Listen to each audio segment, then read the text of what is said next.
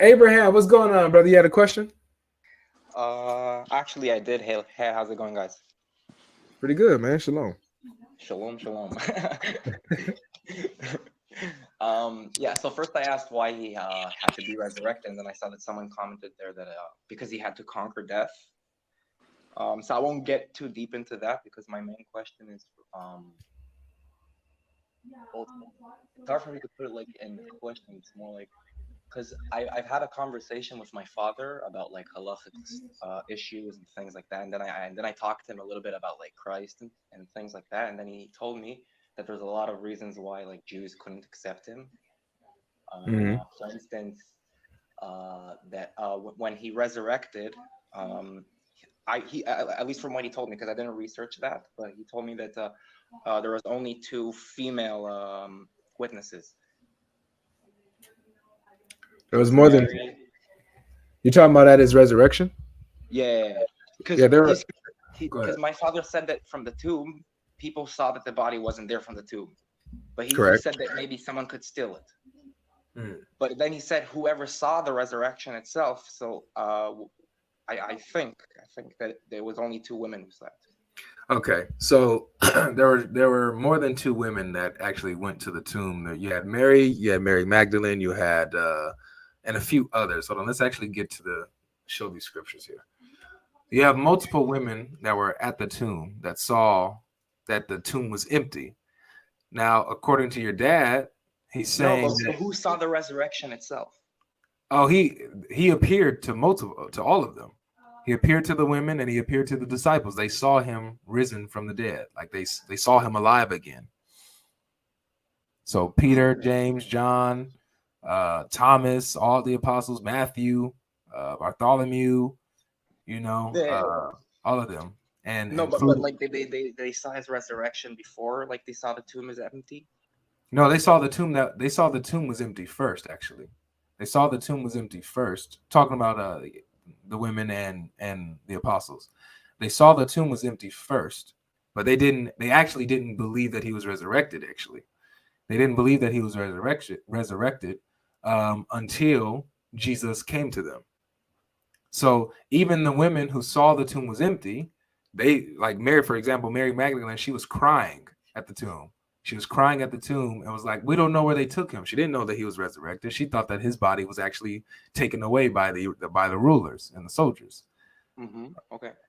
And then Jesus appeared to her, was like, "I'm right here. Don't worry about it." Oh, so there wasn't like someone who saw like the first time that he resurrected. Just everyone noticed it, that the tomb was empty, and then everyone else afterwards saw the resurrection.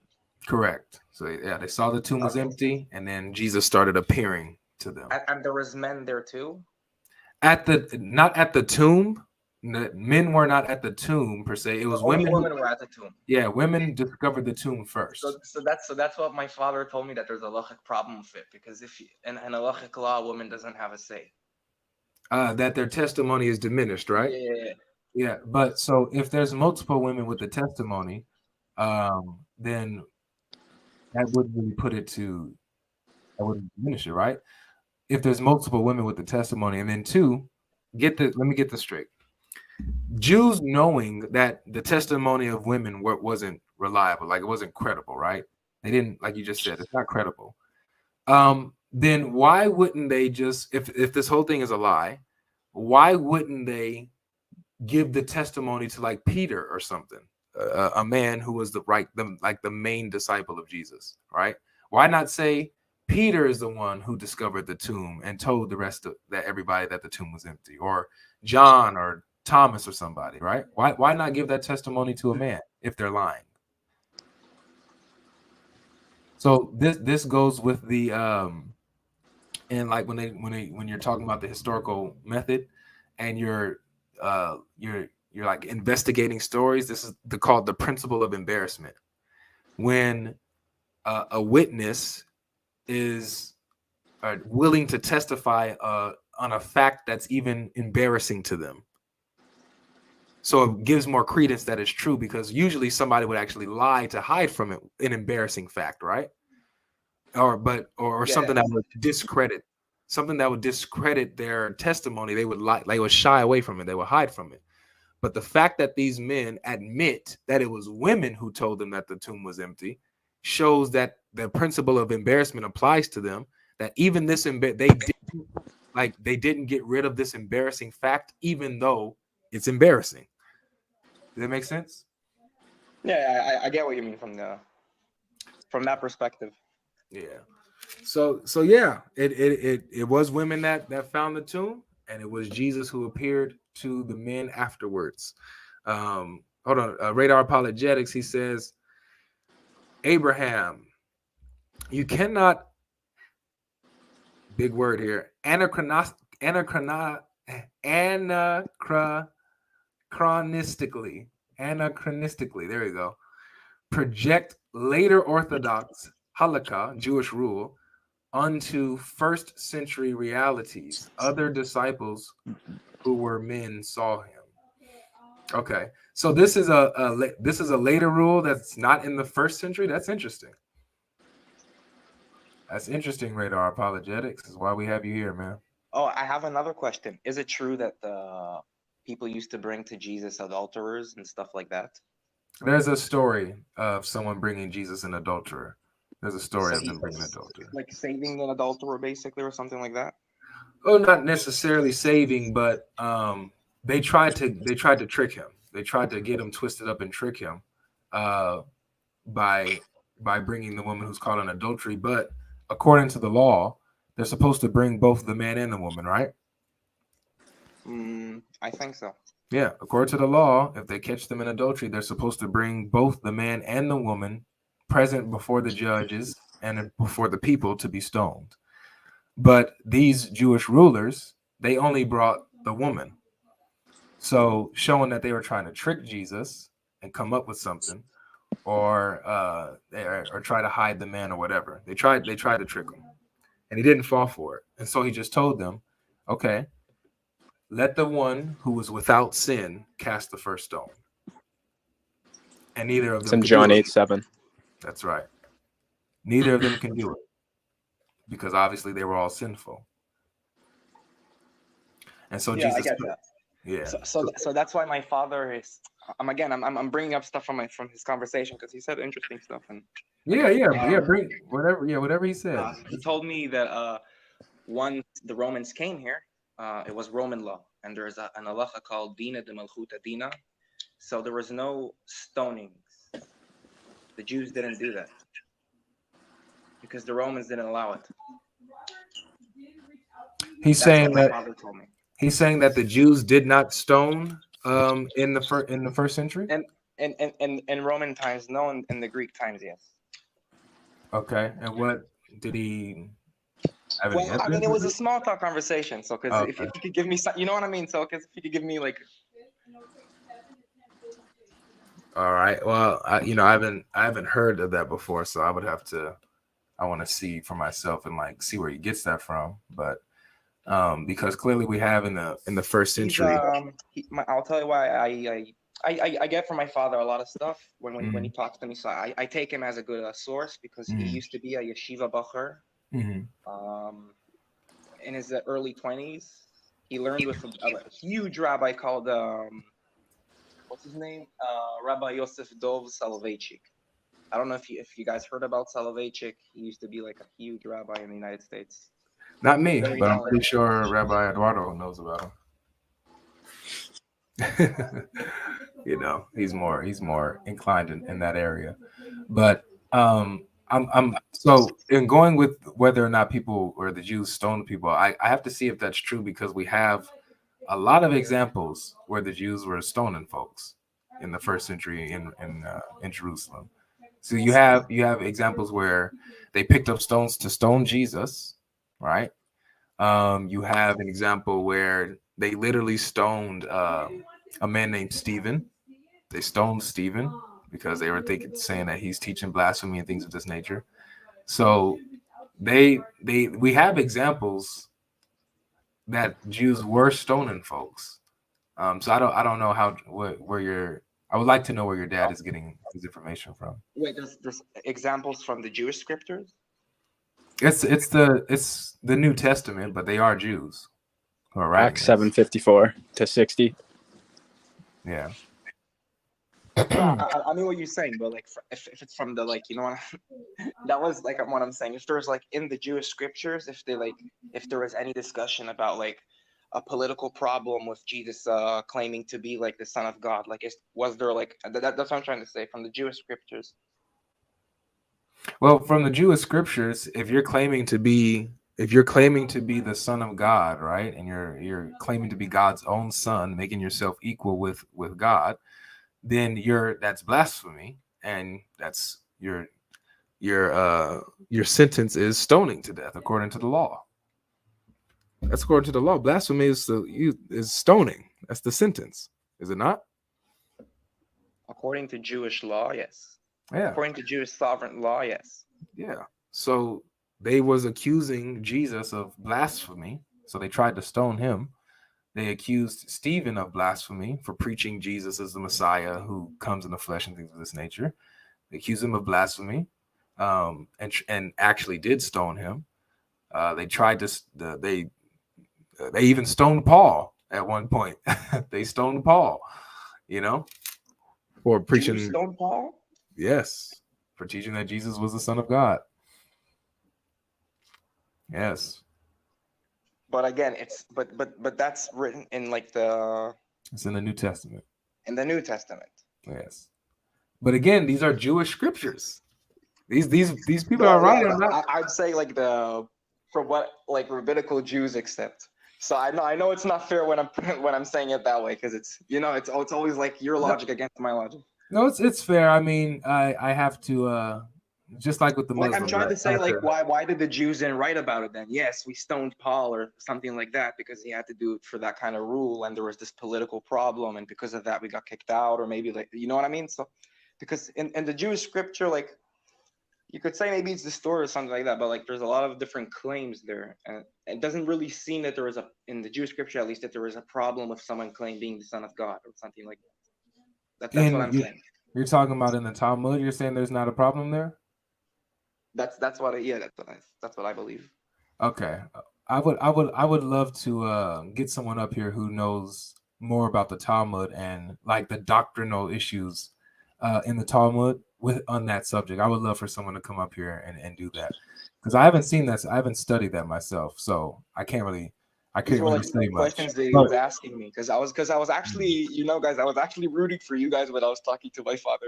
Like I know it's funny that it sounds like that. I was trying to like maybe reason for me. Then he's telling me but you need to understand our old scriptures as well and whatever. You know what I mean? So I'm trying to dig here deeper. So I'm confused though because if according to the law, the Torah, blasphemy is a sentence regarding stoning, right? You get stoned for blasphemy, and we see the Jews trying to do that in the New Testament. What will he say that goes against that? Because it's clearly in the Torah. Yeah, but my father's claim was that historically speaking, in those times, it was probably not likely that Jews were stoning because Jews only if they have full authority to do that. According to what my father said, the Romans didn't allow it. Okay. They stopped. They saw it as something as like a barbaric act or something to the Romans. They felt more civilized. I would definitely need to see some proof of that because. I'm not saying something it's like hardcore proof. I just like. Yeah, because the Romans allowed the Jews to practice their Judaism according to their law. They literally allowed them to have their own law as long as it didn't infringe on go above the Roman law. So they let them, for the sake of peace and to save rioting, they let them govern themselves. You know what I'm saying? So in some form, there was restrictions in many things. It doesn't make sense to me that they would restrict the blasphemy law with them. It really doesn't. I don't see any evidence to believe that. I don't. If I see everything in me, all the historical records that I'm reading in the first century give examples of Jews stoning, and so for someone like to come and say, well, you know what? It's not likely that they would have stoned. I need more evidence than it's not likely that they wouldn't have done it because Romans saw it as barbaric. I need more than that. You know what I mean? Yeah. I totally get it. Can I cut in here? Sure. So what I read is that the Romans, it was some kind of law, but the Romans let them govern themselves. And basically the Romans would have the final say. And stoning somebody like Stephen, who's causing a political uproar, would be completely fine with them. You know what I mean? Wait, so just summarize what you're saying. I was reading the comment. So the Romans have the final say, but stoning somebody like Stephen, who is causing political uproar, would have been totally fine with them. Yeah. So maybe political figures they allow, but I'm saying if they, in general, if the Romans had the final say, maybe in the final say, adulterers specifically, they wouldn't allow something like that. Because it's not as political, you know what I mean? So, again, I need to check this, so I'm not just gonna. Yeah. Check it when you do come back. I'll have more streams this week because I'm interested in that. I'll be check it too myself to see get more information on that. But yeah, I would love to. I wish your dad would come on the stream one day. Honestly, I actually asked him to come on, and he's a little shy when it comes to streams and stuff like that. Face to face, he would talk to you for hours, man. He doesn't shut up. I'm sorry. I love my dad and everything, but he will speak for hours, man. Yeah. But on streams, I don't know. He doesn't want to. Actually, I really wanted him to come on the streams. Okay, maybe one day, man. Let's pray for that. Maybe one day. You know, you could tell him that he doesn't have to have his face or his name here. Like he can be completely anonymous. You know what I mean? So, but yeah, what's up, Ismaila? How are you, bro? Salam al-Masih. Ismaila.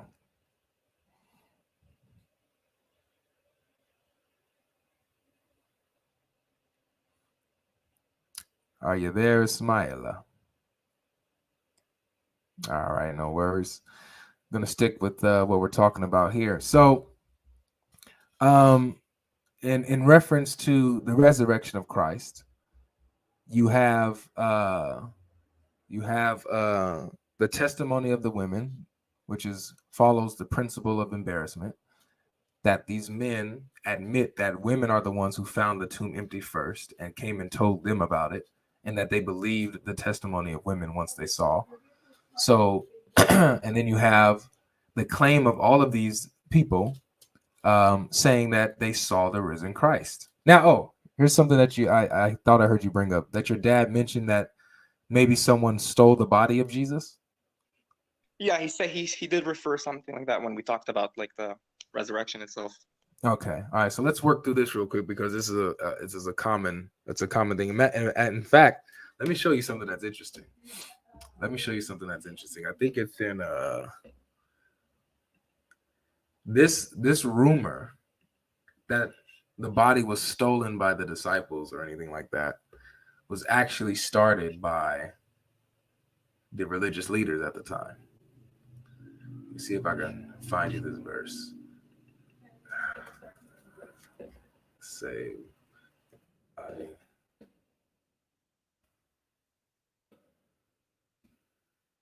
this app isn't really a good search engine. Let's see here.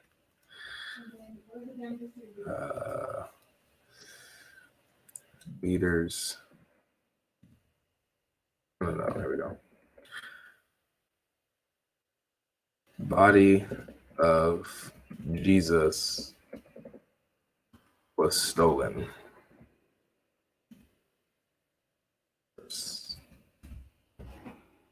Here it is. Matthew 28:13. There was a rumor circulating in the Jews in those times, and also I'm pretty sure the Talmud brings it up as saying that's basically what happened. That's why there's no body of Jesus. I would love to know what the Talmud has to say about the empty tomb, if it mentions it. But Matthew 28.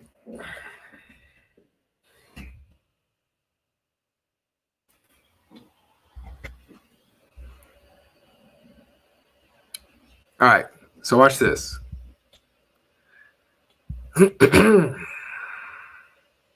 So it says, while they were going, behold, some of the guard went into the city and told the chief priests all that had taken place. So this is after the The stone was rolled away, and the angel came and rolled away This is the the New stone. Testament? Yes, it's the book of Matthew. Matthew chapter 28, starting at verse 11. So while they were going, behold, some of the guard went into the city and told the chief priests all that had taken place. And when they had assembled the elders and taken counsel, they gave a sufficient sum of money to the soldiers and said, tell people, his disciples came by night and stole him away while we were asleep. And if this comes to the governor's ears, we will satisfy him and keep you out of trouble. So they took the money and did as they were directed. And this story has been spread among the Jews to this day. To this day. To this day. So according to the scripture, it was the religious elders, right, who were against Jesus and against the movement of Jesus and his disciples, that started the rumor, paid the soldiers to tell people that it was the disciples that stole the body, and that's why the tomb is empty. Now, why wouldn't this make sense? Number one, because it's alive, first of all. Number two, we have disciples of Jesus, these fishermen, untrained soldiers, do not know how to fight or anything like that, right? Who, when Jesus was arrested, they ran away. When Jesus was arrested, they ran away, right? They cowered away and abandoned him. So what sense does it make? Like, this is what they want us to believe. They want us to believe that these cowards suddenly garnered enough courage to go against a squad of trained soldiers who were guarding the tomb. These 12 disciples, or 11, because Judas is dead now. These 11 men, untrained men, going against a trained team of Roman soldiers who are guarding the tomb, defeated them, right? Defeated them, rolled away the huge stone, took the body of Jesus, and got away. Does that make any type of sense, Abraham? And the soldiers were also alive, people, and like, they came literally. in. Sorry. Yeah, it doesn't make sense. It doesn't make sense if 10 people beat a contingent of Roman soldiers. Absolutely no sense. The soldiers were actually alive, and they were told by the head person. I don't know what you'd call that, but basically said to say that the disciples stole the body while they were sleeping, and that doesn't make any sense. How would you know if you're sleeping? Right. Well, usually armies, if they're guarding something, there's certain patrol rules. You go out, then you wake up someone else. Like, I've been in the army, so I know how it works. Even like in the old days, if you're patrolling at night, you need scouts, watch outs. But also, here's another detail that someone brought up, that not only did they defeat the soldiers, roll away the stone, take Jesus's body, and escape, but they also cleaned up, because you have in the narrative, you have in the empty tomb, Jesus's clothes and his linen was folded up nicely. It was folded up nice and neat. And so they also cleaned up and folded Jesus's clothes when they beat the soldiers, rolled away the stone, took the body, folded his clothes, and then left. Then they left. Well, that's an amazing narrative. Yeah, no. It's that's out of the realm of possibility. It's darn right stupid to believe that. Holes in the narrative. That's right, Moss. Holes in the narrative. So the narrative that his body was stolen? Correct. The narrative that his body was stolen literally doesn't make any type of sense. It doesn't make sense. It doesn't fit. Again, yeah, no. If the story went that way, yes. So yeah. it doesn't make sense. So what we have here are men and women who are genuinely claiming, in the midst of the same city that their Lord and their master was taken captive and killed, where they were being hunted and searched and hunted down. They went straight in the middle of the city and proclaimed that they saw this Jesus that everyone saw got crucified. Everyone saw this Jesus die. Everyone knew it. It was a public event, huge, right? And they went straight in the same city that it happened, claiming that they saw this Jesus resurrected from the dead, alive, right? The only thing that makes sense, the evidence points to Jesus really did rise from the grave. They really believe that they saw a risen Christ. And it can't be over 500 people who's having the same hallucination. Impossible.